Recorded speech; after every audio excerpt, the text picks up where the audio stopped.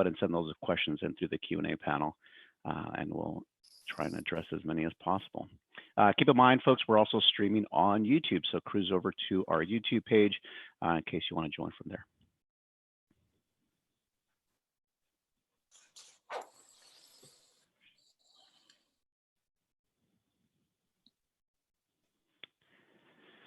All right.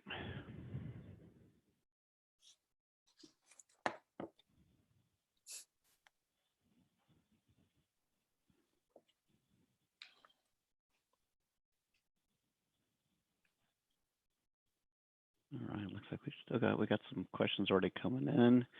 Got a few more people that jumped on board. We'll give people an extra 30 seconds here. Hope everyone is safe. I hope everyone is doing well.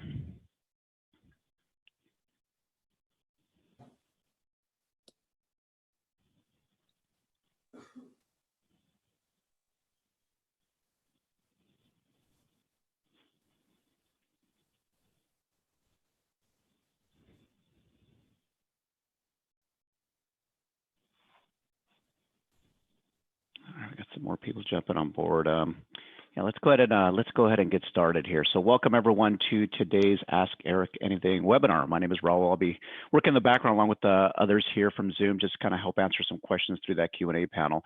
We are using the webinar platform, folks. So if you've never been in a Zoom webinar here as an attendee, you're not going to be on video or audio. You're just listening and viewing, but if you have questions, send those in through the Q&A panel. Like I said, we'll do our best to try and answer as many questions as possible. Keep in mind, we're also streaming on YouTube. So if you, in case you need to step away from your computer, you can always jump on your, of course, mobile device as well. But having said that, I am going to turn things over to Janelle, who's going to be moderating today's webinar. So Janelle, go ahead and take it away. Great. Thank you, Raul. Hello, everyone, and thank you for joining us today. I'm Janelle Rainey, Head of Product Marketing, and I'll be moderating today's event. We're excited to provide you with another weekly update on all Zoom's been able to accomplish as part of our 90-day plan and continued commitment and focus on security and privacy.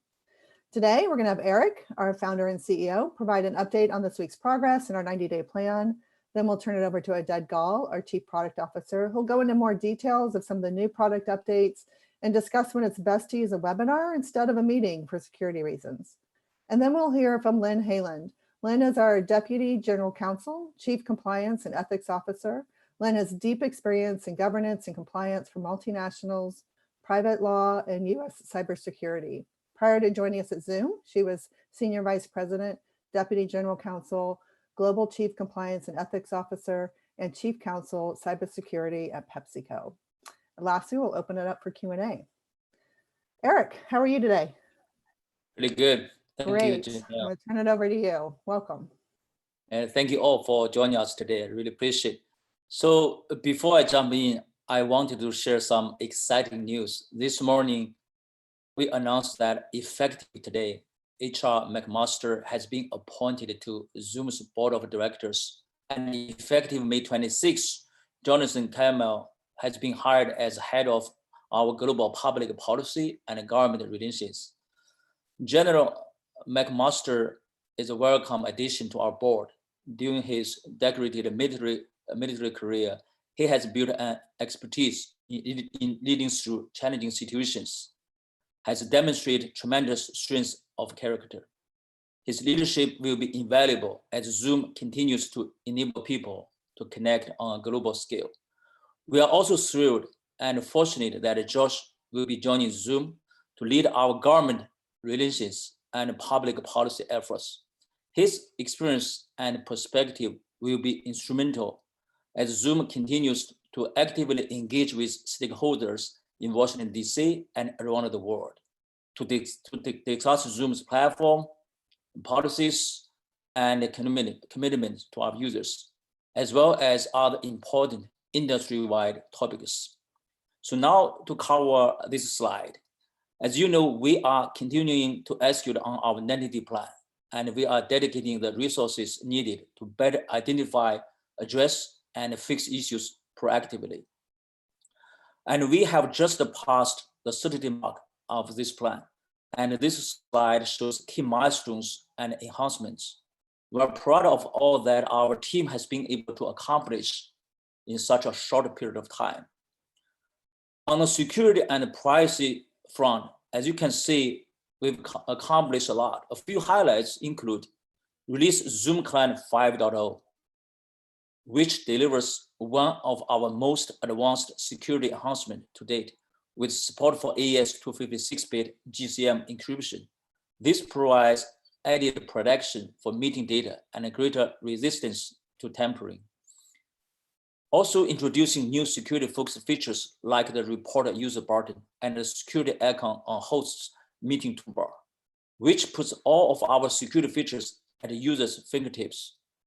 We also updated the default settings for K-12 schools, basic and single pro users to enable password and waiting rooms by default. We also introduced a data routing control feature that enables account admins to customize where their real-time meeting traffic is routed. These are just some of the many changes we have made. Additionally, we have been engaging with experts in a number of areas to further strengthen our platform, including forming the CISO Council and also CISO Advisory Board, which comprises security leaders across industries to share ideas and collaborate with our management team to ensure we are implementing security and privacy best practices. Named Alex Stamos, a widely respected expert on cybersecurity, as an outside advisor to assist with a comprehensive security review of our platform. Adding Kissner, the former global lead of privacy technology at Google, as a consultant on privacy and encryption.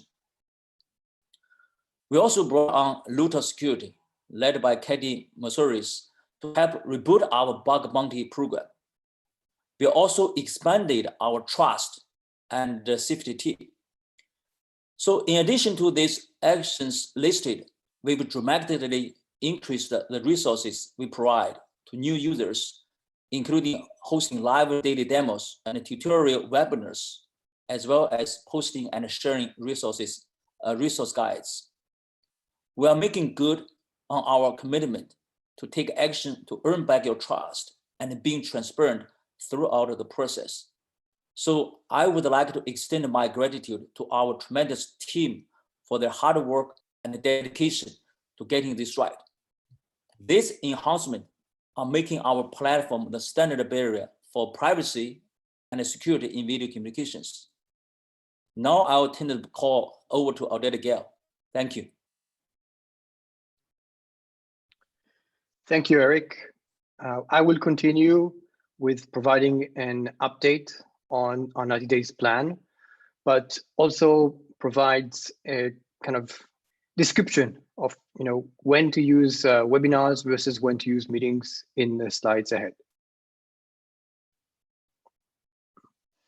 So as part of our plan, really you can see on the left what we've done last week. We've added the ability for customers to disable PMIs if they choose to. The idea is that if some customers think in terms of having a PMI that is more consistent and repeats itself, if they prefer to not allow it to be used, then from this point forward, it can be disabled from the backend. Moving forward for next week, what we plan to do, first of all, we have a security update for our basic users.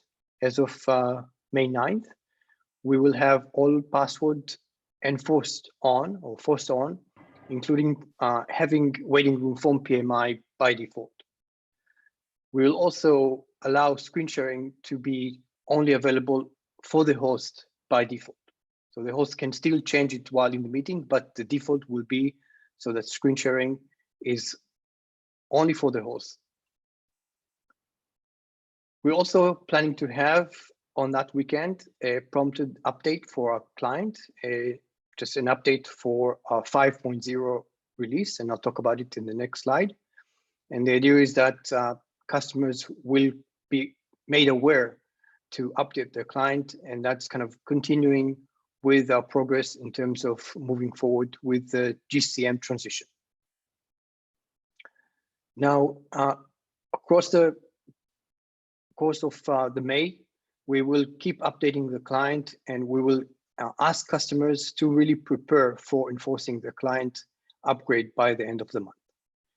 In terms of security updates that we will have for all accounts, so the password that will be on for all meetings, both past and future, that's something that we will also enforce by the end of the month. And then other features that we are working on include the ability to manage virtual backgrounds, and also disabling the ability to join from multiple devices under the same account. Next slide. So going back to the transition to the GSM, you can see here that we are making progress. We are in the second week, and we're providing the ability for people to test the GCM capability under our zoom.us/test GCM. If you go there, you'll be able to join the meeting with the latest client, and that meeting will be held with GCM enabled on. You can invite other clients to that meeting from there and test it out and see how it works in that sense, and you'll be able to really see in the details that or validate that this is a GCM meeting. If you want to go back and learn more and understand exactly what the plan is, feel free to go back to the blog and read what's going on. Also, we have built a admin page that describes how it's going to kind of evolve between now and May 30th. But really, the point here is that by May 30th, users will not be able to join Zoom meetings unless they have the upgraded client. They'll be able to, on the desktop client side, upgrade before meeting or use the web client as an alternative, and that will allow them to join over a GCM. Next slide. Now moving to the next topic, which is really describing when to use meetings versus when to use webinars, and how to make a decision what works best for the use case that you have. So just kind of overall description of the two services. First, the general meetings is really best for private groups and meetings where really you know who is going to be attending. It's an interactive meeting in the sense that everybody can send and receive video. And the really idea is, if you have that group that you are familiar with and you have to have that interactive session, you will be able to use meetings. If you do want to make it secure, there are, of course, the passwords and the waiting rooms, but there are also other capabilities. For example, if it is still a large private group, you can turn features like mute on entry. And of course, for having the ability to control the security features, we advise you to upgrade to version 5, where you have the security button on and you can control the actual enablement of certain features based on the use case itself. For example, you can lock the meeting if you don't want any more participants to join that meeting from that point forward, or you can turn off chat for the participants from that same button on the version 5 client. Other options that you can leverage for meetings is the ability to have registrations for attendees so that you know exactly who's coming into the meeting ahead of time, and also limit the ability to join to your current domain, in the sense of we only allow people from that same company to join that meeting. So that's for meetings. In terms of webinars, I would say this is really a solution for the large audience. And it could be for unknown audience in the sense that you can really share a URL and allow people to join based on a public invitation. And we'll talk more about the use cases in the next slide. But really, the idea is that if you have a meeting, you can buy the add-on for webinars, And we even allow to buy it as a kind of a one-time, 1 month. So if you have a one-time event, you can buy that add-on for a month and then go back to meetings. Go to next slide. Here are a few scenarios to demonstrate the difference between the two services. So you can see on the left, a public broadcast that you can leverage the Zoom webinar. And you can even run the webinar itself with a set of panelists and have or extend the actual webinar itself to other streaming services like either YouTube, Facebook Live, or Facebook Workplace.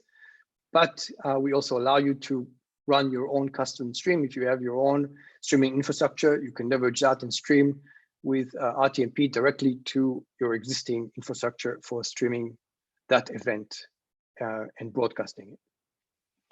Another use case is, for example, a city council meeting. And the idea here is to use, again, the webinar.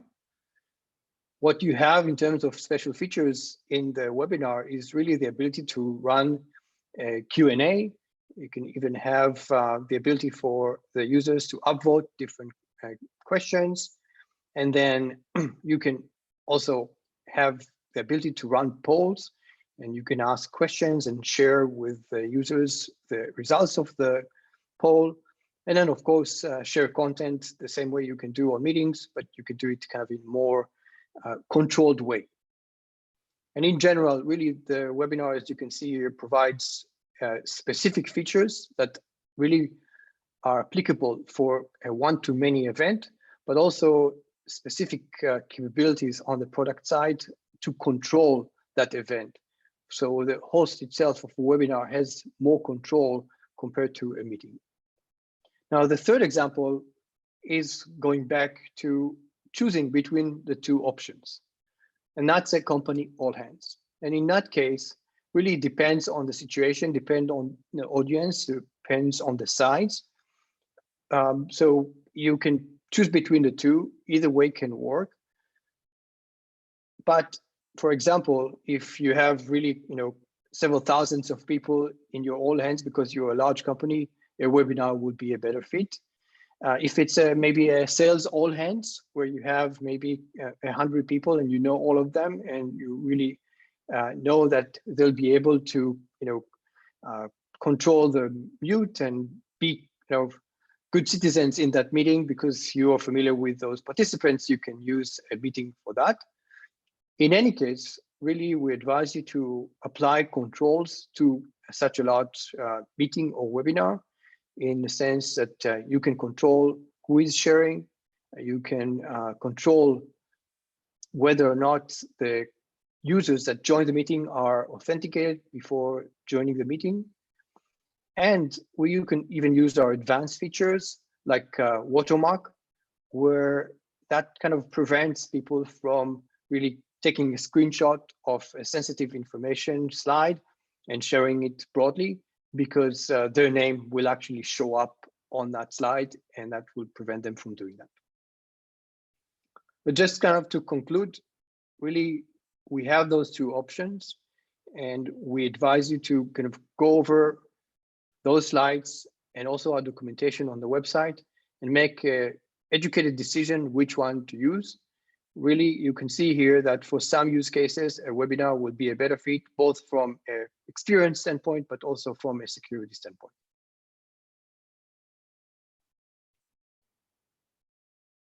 Okay, now let's move on to the next participant, introducing Lynn. Hello, everyone. Lynn Holland. As Janelle kindly introduced me, I'm the Deputy General Counsel, Chief Compliance and Ethics Officer, and Chief Privacy Officer here at Zoom. I started with Zoom in January. Prior to that, starting in 2016, I was at PepsiCo, also, as Janelle shared, as the Deputy General Counsel, the Chief Compliance and Ethics Officer, and the Chief Counsel for Cybersecurity. Prior to that, I was a federal prosecutor for many years. So I worked as an assistant United States attorney, both for the Eastern District of Virginia, U.S. Attorney's Office, as well as the Washington, D.C. U.S. Attorney's Office. In later years, I specialized in many different matters, but I also worked on a number of violent crime and other interesting issues while I was a federal prosecutor. Today, it's my pleasure to be here. Thank you for the invitation, Eric and others. Wanted to talk to you a little bit about Zoom bombing, which we are calling meeting disruption or meeting bombing. As you know, I hope these things are strictly prohibited by our terms of service, right? Any abusive or offensive material is prohibited by Zoom's terms of service and acceptable use policy. We are very disturbed and upset by these reports when we get them, as I know all of you are. We have made several updates to help our users more easily protect their meetings. As you know, historically, Zoom has been a business video first communications platform. And as all of you know, when the pandemic hit, we were able to help, and we had many, many more consumer use cases and consumers adding Zoom to part of their daily lives, whether it was through, online learning or birthday parties or religious services and so forth. So as a result of having many more people on the Zoom platform that don't have their own IT departments at home, don't have their own IT professionals to help, we've done more to try to educate our new users and also to help them have a secure Zoom experience. Some of those new features or some of those new adaptations for Zoom include, right, all hosts may turn on waiting rooms while their meeting is in progress.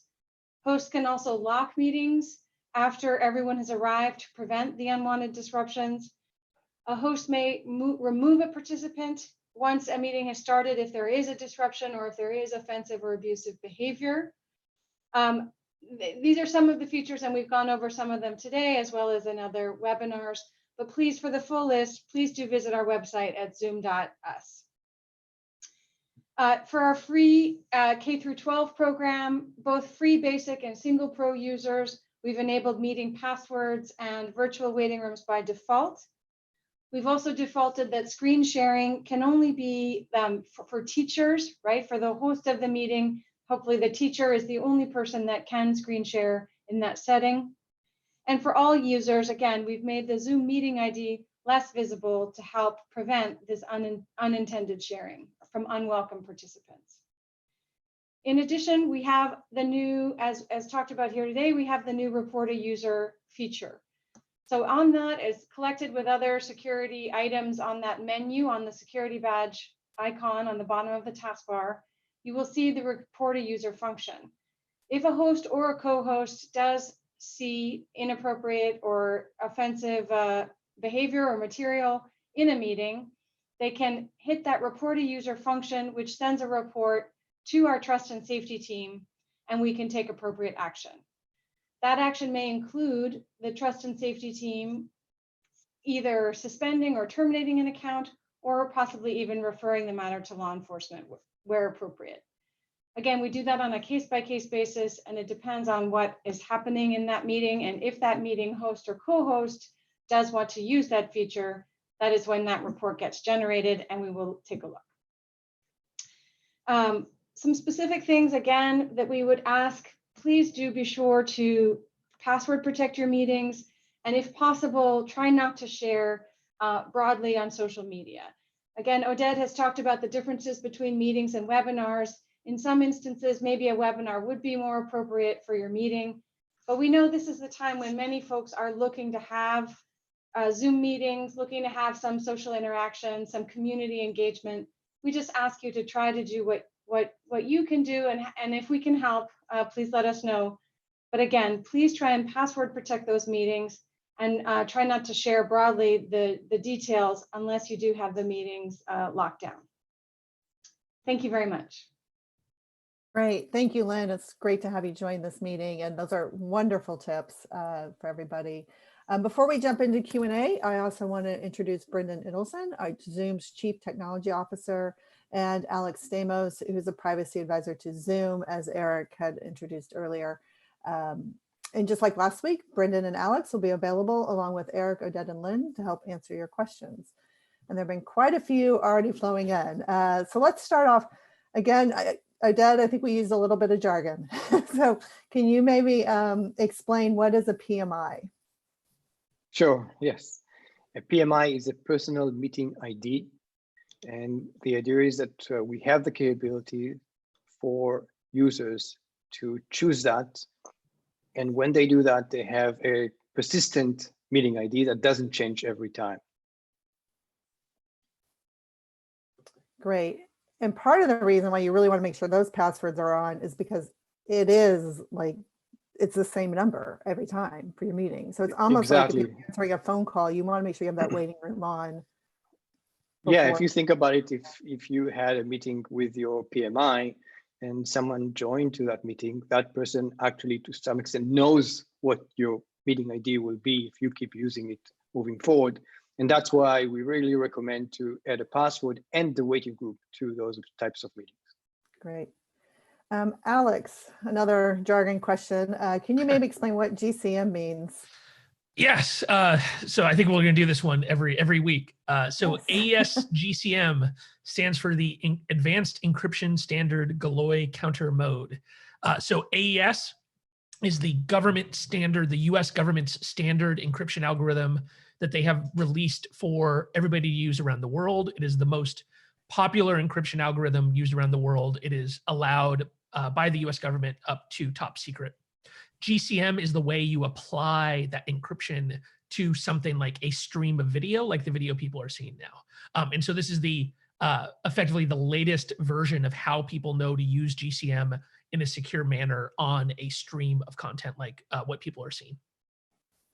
And Tom is asking, is GCM in the 5.0 client that I've downloaded? Right. So I think talked about this a bit. The GCM code is in the client, right? So if you have the Zoom 5.0 client or anything after 5.0, you will be able to join GCM meetings. The complication here is that in a meeting, everybody has to be using the same encryption so they can talk to one another. And so right now we're in an intermediate stage where the code is in the client, but it's not turned on everywhere because we want people to have time to upgrade. What's going to happen is at the beginning of May, that will become a requirement. And so people that don't have the 5.0 release will not be able to join Zoom meetings. Right now, you can go to the link that Oded showed, and you can test whether or not your client is working. And then big enterprises can do tests to make sure that it's compatible with the systems that they're running. Great. And that was zoom.us/testgcm, right, Oded? Or you could go to the 5.0 page off of our homepage and then get to IT admins, and there's a link there as well. Linda's asking, this is also related to 5.0 and GCM. She's a bit concerned about it's a relatively short notice and it's going to be a bit stressful for her whole global organization to pull off communicating and getting all their clients to 5.0 in a month. Oded, do you want to talk to that? Yeah, I think really to be able to provide that higher level of encryption, as Alec mentioned, we have to have everyone on GCM. If really it's kind of in or out, there's no in between. And that's why the idea is to enforce everyone to upgrade to that client. And we want to do it as soon as possible to really be able to secure all of our meetings.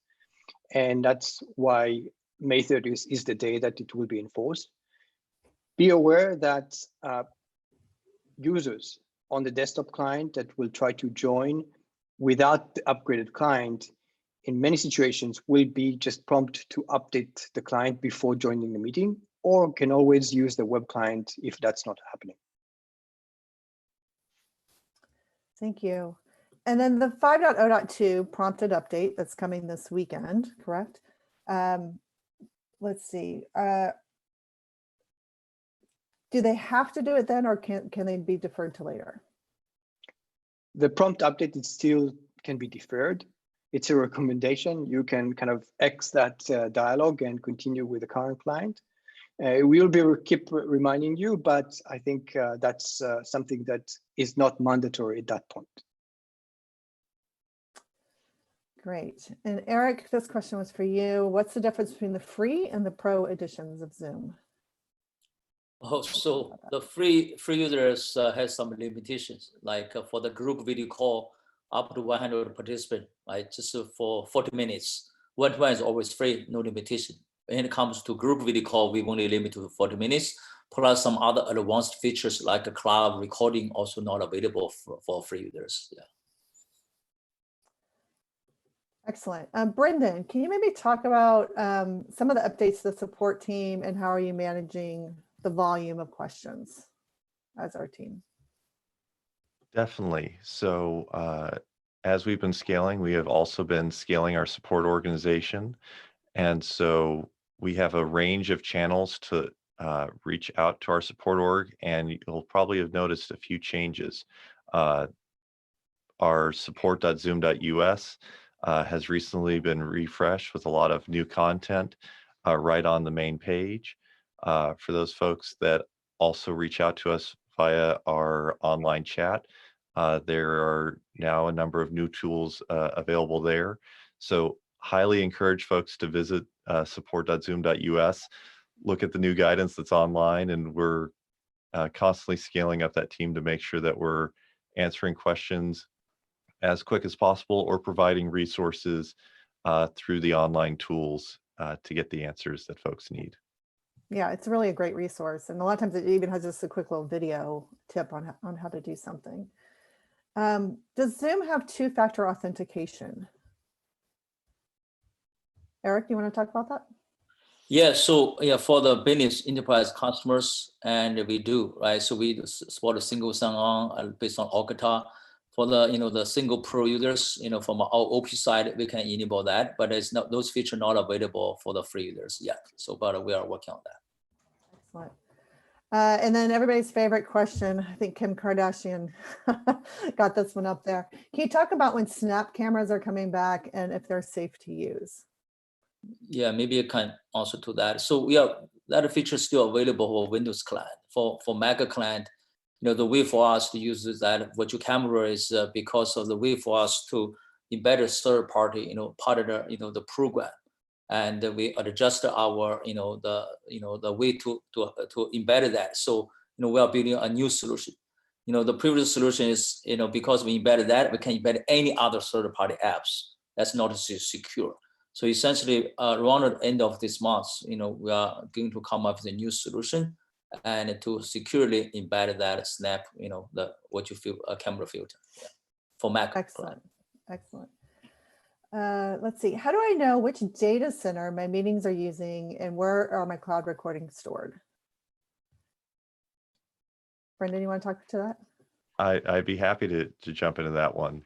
So with the latest Zoom client, in any meeting, you can go up to the upper left-hand corner and you'll notice a little eye icon. And if you click on that eye icon, it will give you some details about the meeting, including at the very bottom, noting which data center you are connected to for that meeting. So at any point, you can see that. Now that's talking about your data in transit for the meeting, but then the second part of the question about where the data at rest is stored, such as your cloud recordings. In that case, it's stored in the home region for your account. And to see what the home region of your account is, if you do go to the customize the data center, you can always see which region is checked by default for your account. Excellent. And then the next question is there any way to enable dial-in numbers from those regions where you've restricted data center access? A great question. Right now, that is something that we're looking at, but by disabling a data center, we've taken that as you've decided that you do not want your traffic in transit going through that data center, whether that be data from a client or voice data from a phone. So we appreciate the feedback on the use cases so that we can look at if there are situations where folks might want some data passing through data centers. But right now, in that spirit of security, when you deselect a data center, we make sure that no traffic is passing through that given data center. All right, and then can you modify a phone password? Oded, do you want to talk to that? Yes, so right now you can make changes to a phone password. You can make it enabled or disabled per your choice. Be aware that the phone password has to be numeric, right? But moving forward, some of the changes that we're making in terms of enforcing password, we, together with enforcing a password for a regular meeting join, will also enforce the password for a phone as well. Great. Here's a question. Will the 5.0 encryption affect performance of the client? So there should be very little performance impact. AES GCM is an extremely computationally efficient. And one of the nice things about AES is that devices from desktops to laptops to phones have all embedded specific software, hardware support to accelerate this kind of encryption. And so that's one of the things that folks are testing right now. But in our testing, there's been very little, pretty much immeasurable impact, which is why GCM is very popular on modern hardware. And then we have a couple of questions here about what happens when you report a user to Zoom, and does Zoom work with authorities for extremely abusive or offensive behavior? Thank you, Janelle. So as I mentioned earlier, and Oded, I believe, did as well, we do have now the report a user function, which is part of that security icon at the bottom of the meeting and is shown for a host or a co-host. If a host or a co-host sees inappropriate or abusive, offensive material in a meeting, and they decide to hit that feature and send that report to us, a report is generated, which goes to the trust and safety team. And then we will take a look at those and on a case-by-case basis, decide what may be appropriate action. So for example, again, we may terminate or suspend someone's account, or if appropriate, we may refer that matter to law enforcement. Okay, Eric. Anna says she loves your platform. Was a user for the past couple of years. Her question is, what's the best way for a user to send in feature requests? I think there are multiple ways. So normally after the meeting is over and there's a feedback, the dialog box, popping up, you can send it a feature and a request, or just to send us emails through our support side. I have a ticket. And yeah, I think probably those tools better. Or maybe as a big enterprise customer also can call our, a dedicated customer success manager and to share feedback with us too. Yeah, we also closely monitor social media. Sometimes some users send us feedback through the tweets or maybe the LinkedIn as well. So yeah, there are multiple ways. Yeah. Excellent. Sometimes we even get them in this webinar as well. Yeah, absolutely. Let's see. Also for Eric, with the hiring of Josh Kallmer to lead government relations, do you expect to be doing more in Washington, D.C.? Absolutely. Because, before, prior to this pandemic crisis, I only serve for enterprise customers. Now we have lots of users from all over the world, and not only used for the business communications, almost essentially a lot of new use cases, right? We really wanted to, strengthen our relationships with government, with DC, to really understand, make sure we follow the best practice and get the guidelines, and also not only for DC and also all over the world as well, because of many users from other countries. And Josh also is going to build a team and to cover, all other, countries as well. So yeah, this is a very important step for us, and to, to kind of, follow the best practices, to grow our business to the next level. I'm very excited to have Josh come on board. Yeah. That's fantastic. Maybe Brendan can chime in this as well, but Eric, what are some of the differences between the government, the FedRAMP version of Zoom, and regular Zoom? Maybe Brendan, can address that. Yeah. Happy to jump in on that one. So the FedRAMP version of Zoom and the commercial version of Zoom are very similar when you talk about it from a application perspective. The difference with the FedRAMP environment is there are certain controls that are in that environment specific to that federal use case. For example, instead of using our global network of data centers, the FedRAMP environment only uses data centers within the United States that meet certain security guidelines for those government clients and government affiliated associations. So really, it is setting defaults and certain settings and controls within the system on how it operates to make sure it's complying with those standards set forth by FedRAMP. Excellent. And then I have a question from Anthony, who is a teacher for the handicapped in New Jersey. And their governor, Phil Murphy, just announced on Monday that all public schools, private schools, charter, they're going to be closed through the end of the school year, through June. And he's currently using another provider. And his question is, if you move to Zoom, can a teacher who schedules a Zoom meeting with her students using version 5.0 and the teacher leaves the meeting, can the students still stay in the meeting session if the teacher does not end the meeting with the Zoom software? And when you leave the meeting, you can assign a co-host, correct, Oded? Right, correct. So Yeah. this is a decision that the teacher can make, in the sense that if they leave a meeting, they have to assign someone to manage that meeting, because we don't want to leave the meeting unmanaged. If they feel that none of the students is responsible enough to manage that meeting, they will have to terminate that meeting. That's our recommendation. So it's the host or the teacher's prerogative to do that. You're correct.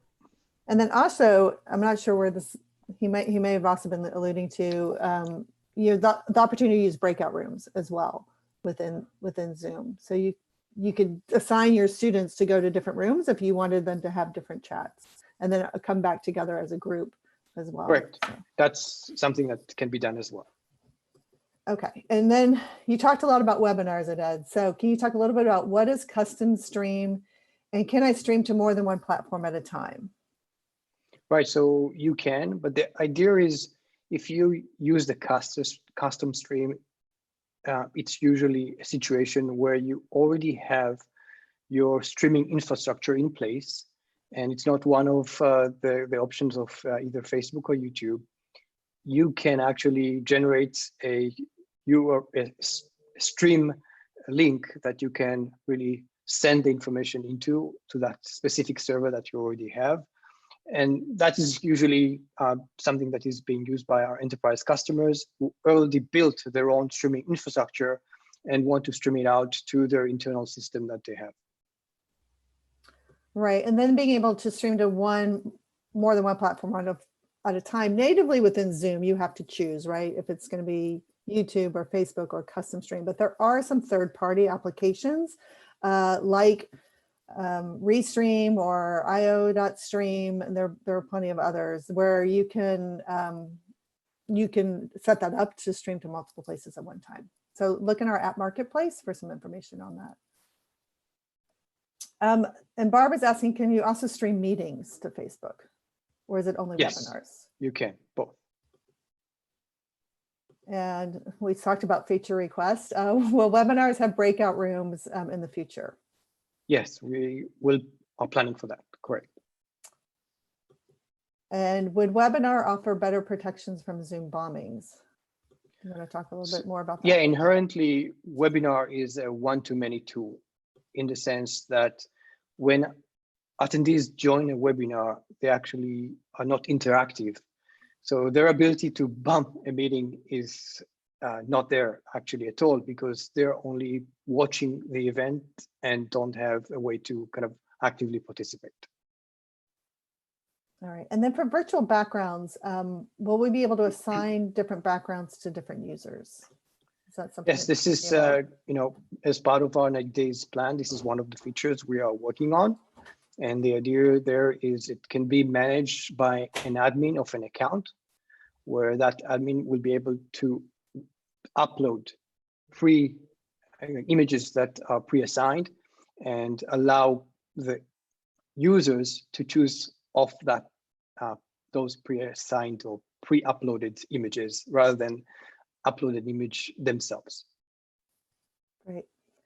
Eric, do you foresee going back to feature development before the self-imposed 90-day security focus is done, since it appears that security issues are few and far between now? No, for now, and yeah, we are committed to only laser focus on privacy security. Essentially, you talk about privacy security; those are also the features, right? And it's always good, sustainable for our customers, users, right? I think leverage this opportunity, look at all the features, every corner, look at our process, practice. I think that always good for our future. I think, we are not looking to develop any, new features that are not related to privacy and security before July. Great. Zoom HIPAA compliance, is it available in the free version, or what level would I need to be purchasing for that? Brendan, you want to speak to that? Yeah, definitely happy to jump in on that one. So looking at Zoom for healthcare, we do have packages with that, which are our healthcare plans that are designed for those folks that are looking for a solution to help them ensure that they have a HIPAA environment. And that includes options such as the ability to have a BAA with Zoom. So on our site, we have a URL, and I think they can probably put in the chat that will take you directly to our healthcare page with the details of those plans that offer all those additional capabilities. Great. And then Christian's asking, he wants to have his teachers have mandatory security training and teach them the safest practices. I was wondering where they can find the best videos and content to support this effort. So I would really recommend that you go to our homepage and you just click through to the COVID page. There's great resources for education there. Also on our YouTube page, there is How to Zoom, which just covers all the basics on how to do that. Some really great resources there. And then look for the summer. We are going to be offering certifications for teachers and a whole group of content specifically for teachers on how to do this and make sure that they're all safe. So look for more information on that soon, what will be coming. Let's see, do we disable video for participants for an event we are hosting? Or how do we disable the video for an event you might be hosting? So if you are using a webinar, the video is disabled for attendees. Only panelists that you assign to the meeting can share their video. On top of that, if you do want to kind of promote a attendee to share their video, you can do that on a case-by-case basis, but on a webinar event, none of the participants can share their video. Alex, can you talk to the compromised logins or password credentials that may be on the dark web, and how do we inform, or will we inform them if their information was compromised? And how, I'm sorry, can you repeat the last part? And how will? How or when will we inform them if their information has been compromised? So the source of this is, on the dark web, there are people who trade large dumps of usernames and passwords that have been stolen from websites. The absolute #1 cause of people having their information stolen online is that they use the same password on multiple sites. And so if they've used a password on some site that's been broken into and on Zoom, there's a possibility that somebody has bought that password out of a big dump of hundreds of millions and then tested it to see if it worked on Zoom. And so we're a number of things are happening here. Zoom's contracted with a number of intelligence companies whose entire job it is to monitor the dark web and to obtain this information. So they are trying to get their hands on lists of usernames and passwords, and then checking those against the Zoom list. And if they match Zoom's list, notify them. I'll let Brendan talk a little bit about what that notification looks like. I'll just give a little overview on the top level.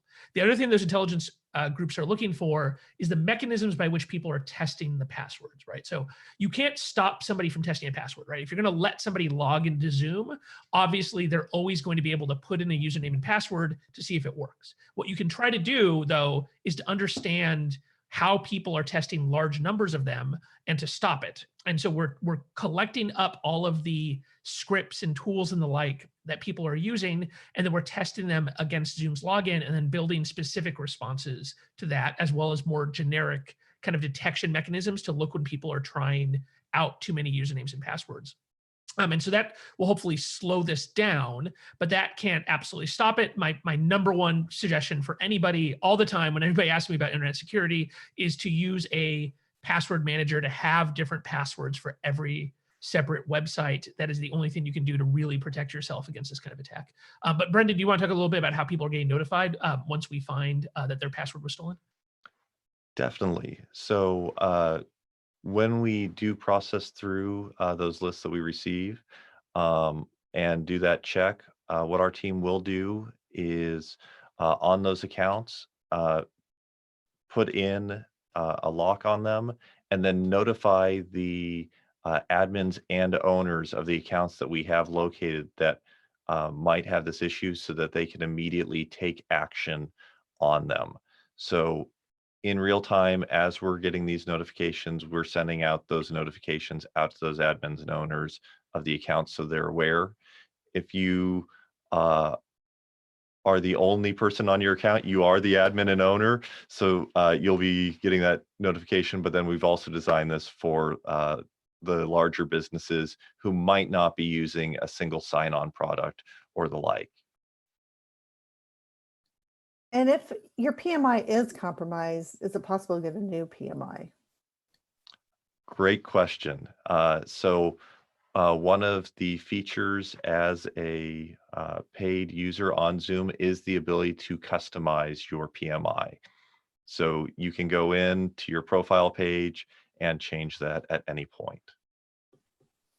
Okay, and Karen's asking, for students without accounts who are joining a meeting through a learning management system, will there be any effect with all the student, will there be any impact with all the student updates, security updates, and what information, if any, needs to be shared with them if you're logging in through an LMI? So in terms of the different learning management systems that are out there, we have a number of integrations. And part of the power of those integrations is the ability to have that one-click experience from the learning management system, LMS, straight into the Zoom meeting. So as part of our migration, we are looking at all of the LMS integrations that we have and making sure that that experience continues as we release these new features. Are you able to restrict meetings to certain domains on a per meeting basis, or is it a global setting for all meetings? Another great question about authentication and how that can work for Zoom. So on a meeting by meeting basis, you can actually select only authenticated users can join. And then at that point, you can specify which domains for that individual meeting.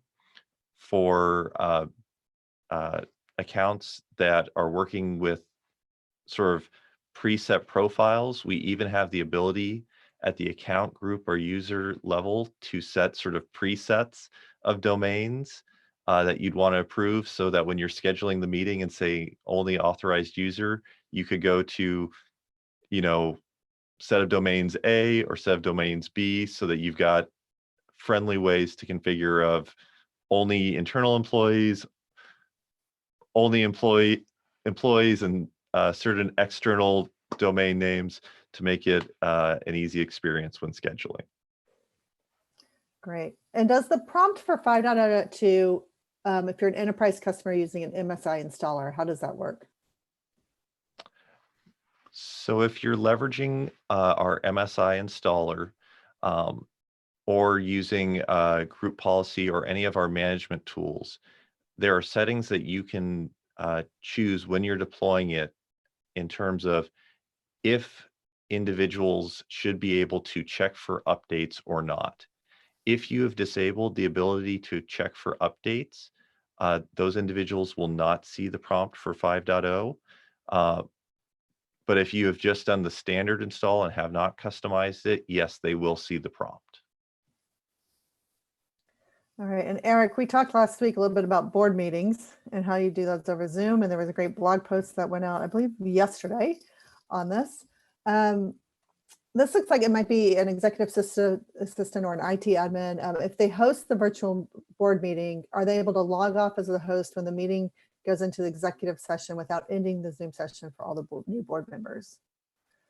So they can assign a co-host, right? So ideally you have a co-host to manage that. That's much better. Ideally, you always have a host, right? So in the meeting, so. Yeah, always good to have that co-host there. Yeah, yeah. All right, for waiting room functionality, are there any plans to message people in the waiting room to ask them who they are if you don't recognize their name? Eric, do we have any plans for that? Yeah, that's a good question. I think, yeah, that's probably should be a security enhancement. We are going to look into that. Yeah. All right. Oded, did you want to add something? Yeah, we are looking into enhancing the waiting room. So that's a good suggestion. Thank you. Okay. And how does the host control who can share their screen? So in terms of the host, you have two options. One is you're the host. As the host, you are the only one who can share the screen. And then you can turn on sharing for everyone else. So that's kind of what the ability is. And it's something that you can control from the security icon.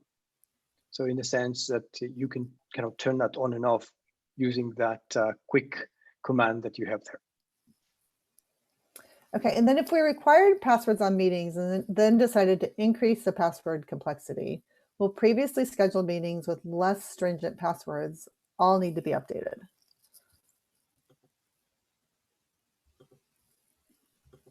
Basically, yes. So I'd have to go back and update my previous ones as Yes. well. Okay. Is 5.0 available in the App Store and Android and for iOS? So yes, it is in Google Play, and it is also available in the Apple App Store. Let's see. Here's a feature request. They're an expert witness. Will Zoom have additional security so it's safe and approved to use in courts? So we're seeing a ton of state and local governments using this in courts. It's already being Maybe, used. yeah, Lynn or Oded, do you want to talk about how courts are using Zoom? I'm sure I can just answer what I've read in the news. I don't have any, direct insight since leaving the U.S. government into what the courts are doing. But we have seen reports of multiple state and even federal courts using Zoom to hold their hearings and their proceedings. Great. I even saw a 2-year-old, adorable 2-year-old who was adopted over Zoom, which is fantastic. Let's see, I think we probably have time for one more question, and it's what are the options for authentication with Zoom? So in terms of options for authentication for folks joining a meeting, there is the option of folks that are signed into a Zoom account. The other option is signed in to a Zoom account with a specific domain name, or we do have a third option that is available, that if individuals would like to integrate their meetings with one of their single sign-on solutions, they can actually have it where every single person that joins the meeting does not need to have an account with Zoom, but can sign in with their SSO provider before they're allowed to join a meeting. So we have 3 ways to authenticate users into a meeting session. Great. And there's a really good support article on that as well. Eric, any parting words? Yeah, thank you all for your time. And we look forward to next week. This is the second month of the 90 days plan. So we're working very hard and to keep improving. Thank you. Excellent. Thank you to everyone on the panel. Thank you to everyone who joined and all your fabulous questions. Have a good week. Thank you.